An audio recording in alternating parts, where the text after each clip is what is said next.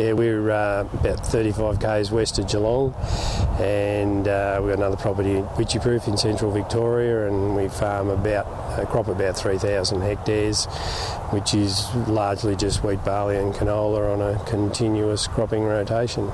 Well, really it sort of came from issues with herbicide resistance, where we're obviously couldn't control some weeds in ryegrass with herbicides, and it just seemed so obvious when Paul came along with the integrated pest management that we didn't necessarily have to rely on chemicals to control our insects, and certainly now, when we got involved in it, it just seemed so obvious that we had missed it, really. Initially, we used to do what we thought was a lot of preventative work, and put insecticides in with our knockdowns, and we'd often be back in 3 or 4 weeks spraying red-legged earth mite again. Whereas now we don't do anything until we find a population that's literally out of control, and then we'll do that. But it doesn't really happen that often once you get the numbers in the paddocks, really. It's a bit easier now, but initially the biggest problem was to fight the urge to go home and get the boom spray and fix the problem.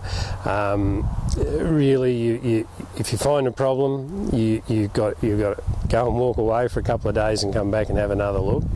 And probably 50% of the time, the problem will be less than when you saw it initially. If it isn't, you come back in another couple of days, basically.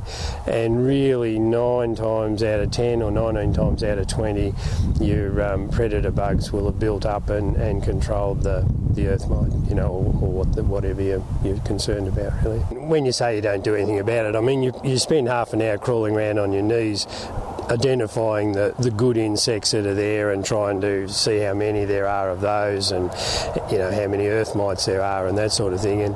And I mean, it is very stressful, though. To not do anything is a lot harder than to go home and grab the boom spray and go and fix the problem. You'll perhaps go into a paddock and you'll see just 1 or 2 red-legged earth mite or something like that. But that's all you'll see. You won't see the 10 insects per leaf that you used to find, sort of things. Largely insecticides are relatively cheap anyway, but no, that wasn't the goal, to save money. We're just really concerned about losing the value of insecticides because we had the same thing happening with herbicides. We'll try and use maybe say a pyramor, something that's a bit more selective and not as hard on the bugs you want to keep, and sort of try and do the minimum amount, which might be maybe it's 20 hectares along a pasture paddock or something, like the edge of a pasture paddock or something like that, to try and